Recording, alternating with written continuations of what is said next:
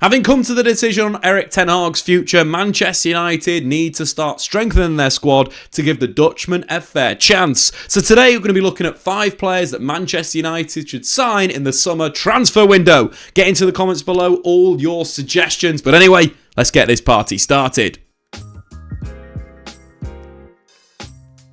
Left back is a position that Manchester United need a reliable option in. A player that fits that bill but also offers something different in the final third is ait-nouri. A technical wingback, ait-nouri is unique when compared to Manchester United's fullbacks. Whilst he's thrived in an offensive wingback role, ait-nouri also has experience playing in a back four, with impressive defensive awareness and application for such an attack-minded player. What's more, ait-nouri's good weaker foot has seen him get minutes on the right too. A decent defender, ait-nouri can get out-muscled, but his speed and tenacity gives him the ability to recover well. But where the Algerian is at his best is in possession. Agile and pacey with quick feet and good close control, ait-nouri dribbles more like a winger than a defender. This attack-minded quality has seen him get minutes as a forward for Wolves under Gary O'Neill. Dangerous when going on the outside, ait-nouri is able to follow up a take-on with good delivery from all kinds of crosses. But if the space opens up, the Algerian will also carry on the inside of defenders, creating dangerous attacking situations.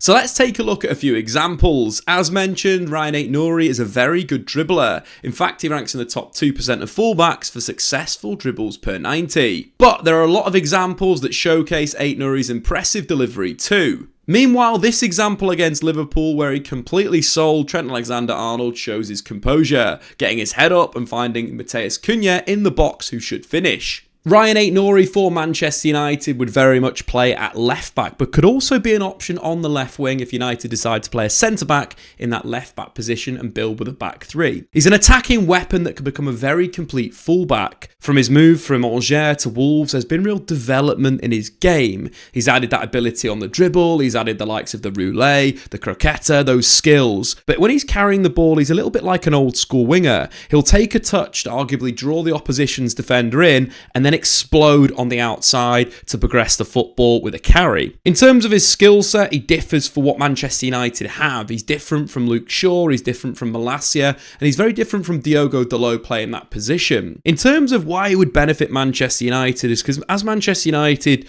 do build and play through, arguably the best thing for their left winger is to move inside into that inside left channel. So naturally an attacking fullback on the left wing or a left wing back would allow United to really build on that side. The likes of Marcus Rashford or Alejandro Garnacho are kind of good in those positions. They're good at playing 1-2s with the centre forward. They're very good at getting shots away. We saw Rashford play his best football under Ole Gunnar Solskjaer very much in that role. In fact, at Manchester United under Ten Hag, especially playing as a two-man strike force, that inside left channel was where Rashford did really well. But in terms of ait-nouri, what I've liked about his development, he's a player that we said Man United should buy in 2020 from Angers before he moved to Wolves. At that point, he reminded me a bit of Carl Walker, had the pace but was a very technically gifted player. Now he's added a lot to his game. We mentioned the tricks, the skills, that ability to beat a man 1v1, but he's massively developed that right foot. We're looking at through balls behind the opposition's defence. We're looking at chopping back from that left-hand side and crossing with his right foot.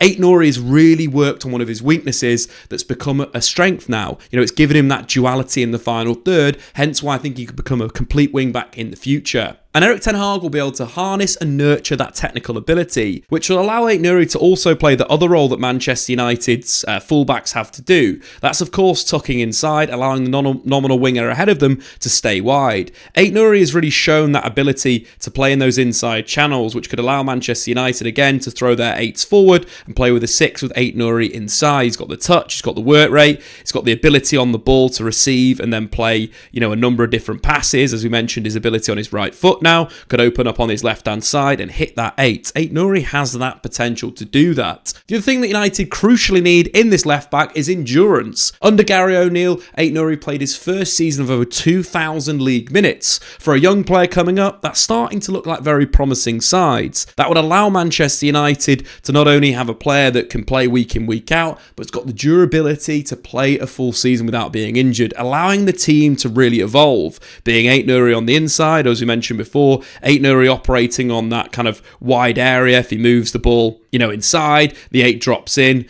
Rashford or Garnacho tucks inside, he could provide that width in the final third. Ait-Nouri is an absolute tap-in of a signing and a player that really progressed in the Premier League last season. The next position that needs serious attention is centre-back. Realistically, Lisandro Martinez and Willy Kambwala are only the two players that have a serious long-term future at Manchester United, so signings are needed. Ousmane Diomande from Sporting would be perfect. Ousmane Diomande is the latest modern breed of centre-back, strong and physically imposing, but with very good recovery pace. Diomande is also very comfortable on the ball, which is emphasised by his high levels of composure and technical skills. At 20 years old, Diomande has played in every centre-back position in both a back three setup, like he does at club level for Sporting, as well as in a back four at international level for the Ivory Coast. In possession, Diomande is a very composed player when he has got the ball at his feet, often carrying or holding onto the ball to create progressive passing angles to teammates. In terms of passing, Diomande is strong over short to medium distances, but can struggle to hit longer, lofted balls with both power and accuracy. That being said, Diomande is already a good ball-playing defender.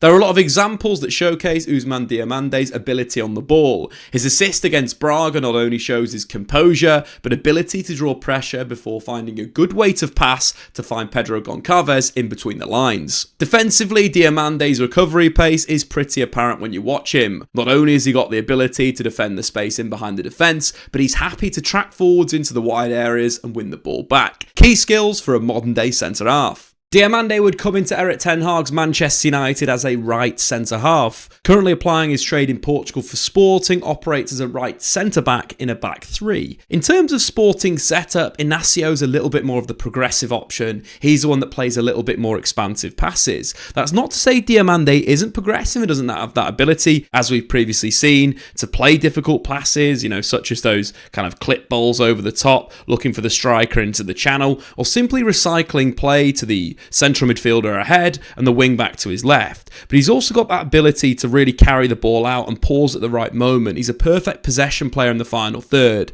and will retain the ball a lot more than his partner. Of course, for Manchester United, that is Lisandro Martinez, probably one of the most progressive left centre-backs in the world of football. That relationship between Diomande being more of the retainer and Martinez being more of that player that's going to find the passes into the feet of the forwards and so forth could work really well for Manchester United. But not only that, the partnership could work well off the ball. With Manchester United under Erik Ten Hag, they do eventually want both centre-backs to step into midfield. Martinez, of course, can do it. We've seen him do it at Ajax. We've seen him do it at Manchester United.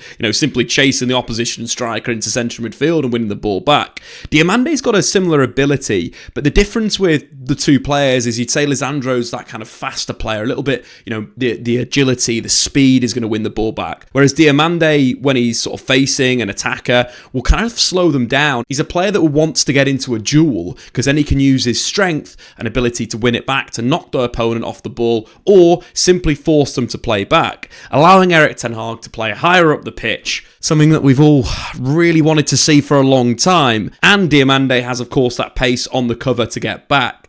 Similarly with his strength and his power, it allows him to knock the opponent off the ball and win it. We've seen that many times for Sporting Lisbon. In terms of that aerial side as well, playing with Martinez, you want someone that is super dominant in the air. In fact, if we take Diomande's aerial duel win rate from Portugal and put that into Europe's top 5 leagues for players under 23, he would rank 4th in Europe. His ability to win aerial duels is very, very good. One thing that I'd probably like to see him improve on is maybe sometimes when there's a long ball out the back from the opponent, it's kind of timing that properly. But a young player, 20 years old, there is big room for improvement. He reminds me of someone. He reminds me a little bit of Kanate at Leipzig, a player that was super dominant, super physical, would bully the opposition striker. And that's something that Diomande could do for Manchester United. Not only that, is I quite like his ability, as we previously saw, playing those through balls. With Manchester United next season, we could see a number of different iterations of their build-up shape. One thing I'd like to see a lot more is the right winger, be it Garnacho, be it Amad Diallo, tucking inside and operating in that kind of inside position, allowing space for the wing back to attack in the final third.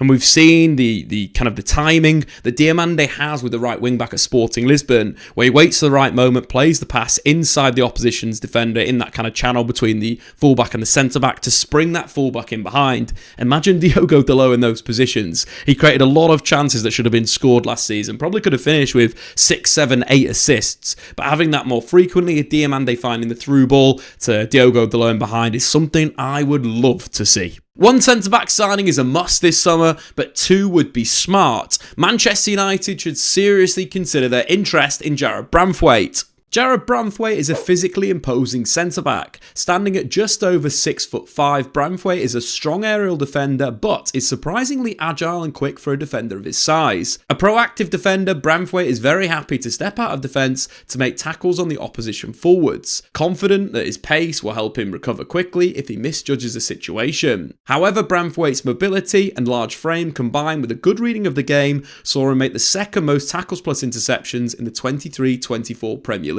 On the ball, Branthwaite hasn't had a lot of opportunities to showcase his talents under Sean Dyche at Everton, but his composure and calmness under pressure, as well as a loan spell to PSV Eindhoven in the 22-23 season, suggests that he can improve in this area. For Everton, there aren't many examples that showcase his passing potential, but there are countless examples of showing his defensive ability. From stepping into midfield against Nottingham Forest to defending against Matheus Nunes in the fullback area, Branthwaite is a tough defender to beat. What's more is that he times his slide tackles superbly, which improves his ability to recover. In terms of the hierarchy, of course, Lisandro Martinez would probably be number one from that left centre-back position. But that's not saying that both of them could play together. You think in Manchester United need a long-term solution at left-back, and as much as we look to ait-nouri as that attacking option, I think Lisandro Martinez would be a top-quality left-back. If you want us to make a video on why Lisandro Martinez will be a good left-back for Manchester United, get into the comments below and comment,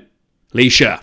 But anyway, back to Jarrad Branthwaite. Branthwaite's a player that's really impressed for a defensive Everton side. When you do look at his numbers, he doesn't rank too well for progressive passes, total passes and passes into the final third. Although we did see at PSV Eindhoven that he has the ability on the ball. That's part of his game that he will have to evolve. So even with Lisandro either playing at the left back position, United kind of building with a back three. We see loads of modern teams do that. As we mentioned previously as well, throwing that right back forward, the right centre-back into a sort of full-back position. Branthwaite in the middle as the kind of stopper defender. And then Branthwaite simply distributing the ball to his left, to his right would be a good way for him to develop that possession game. Of course, him playing line breakers into the number 10 is something that he would have to develop. But that build-up structure with a 3, potentially as well having the number 10, moving a little bit to the inside left position would be perfect for United. It would allow them to have certain answers against certain teams. Some days Manchester United could build with a 3 with Martinez on the left-hand side and maybe a Diamande on the right-hand side with Branthwaite in the middle.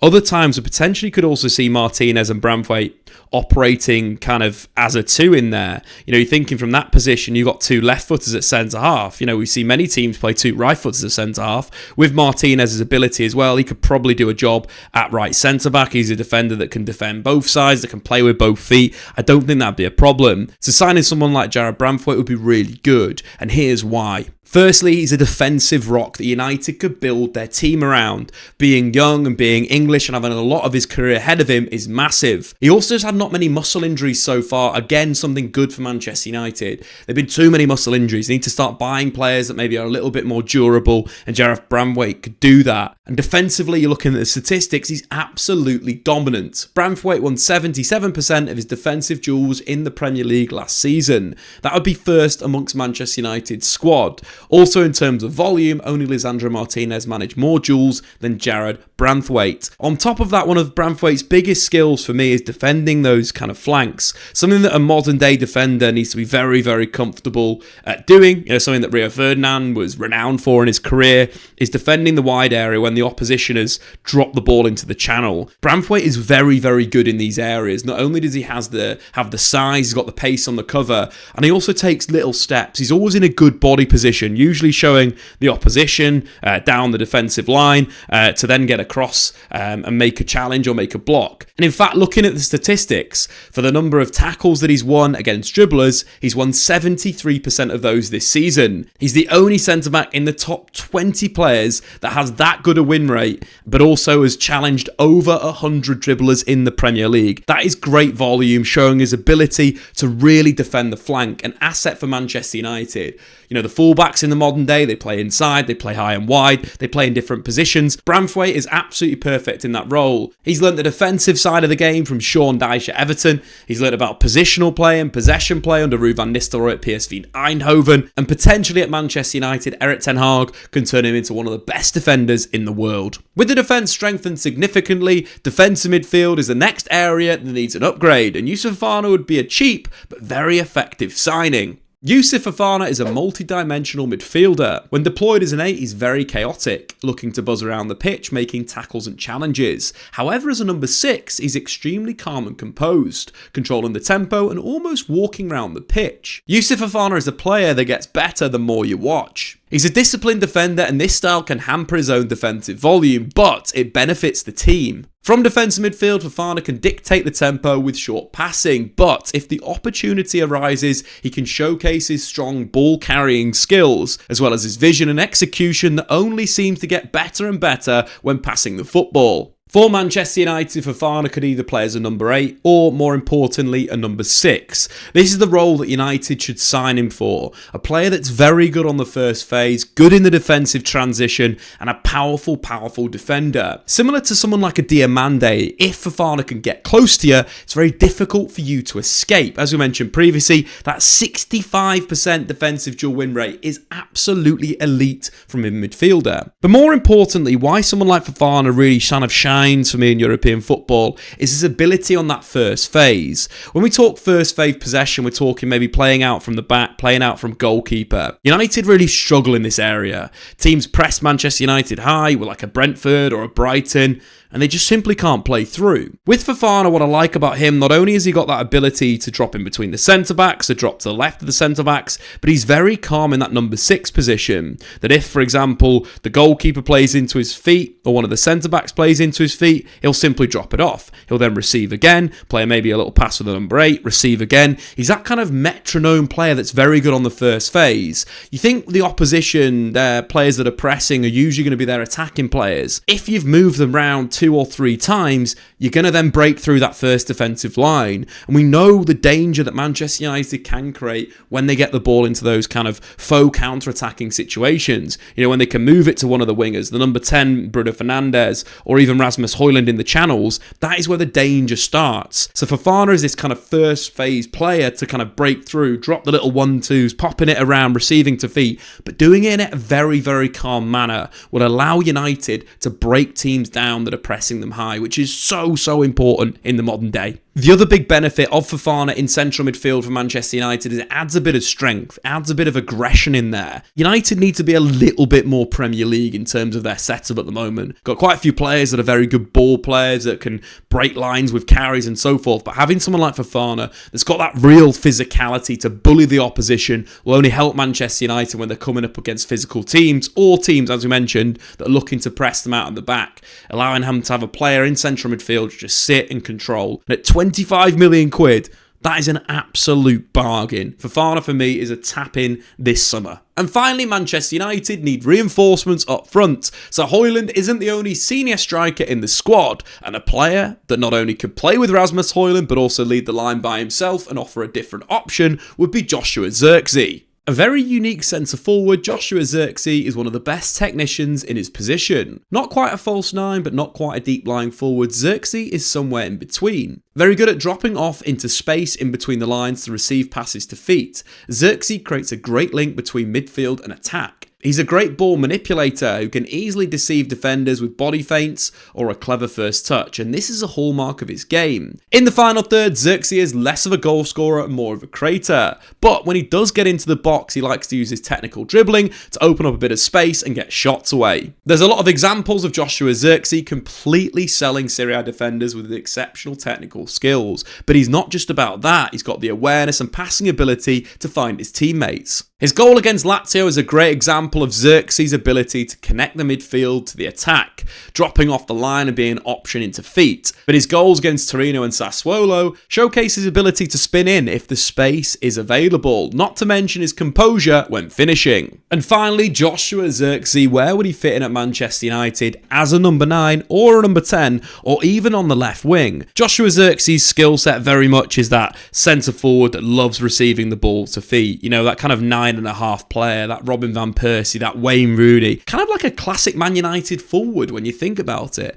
A player that comes off the line, receives to feet, allowing the wingers to spin in behind or operate wide in those areas. But also for Manchester United, not only does it give, the midfield, but also the defence an option into feet, it kind of creates that double, false nine setup that we see from the likes of Aston Villa with their two wide midfielders moving inside, or even Brighton with their two strikers dropping off. That partnership between Bruno Fernandes and Xerxes would see United retain the ball. You're thinking they're going from, just having one number 10 that could be easily picked up to having kind of, 4 players in that central zone would really help United's possession playing going forward. And I think the other real benefit of signing someone like Joshua Xerxes, considering his age and that he's got a lot of development ahead of him, he very much could play with Rasmus Højlund. You think in long-term Manchester United potentially could play with the front two, depending on where football's kind of going. But having Xerxes as that number 10 sitting behind Rasmus Højlund would work really well. Not only have you got a player that can receive those passes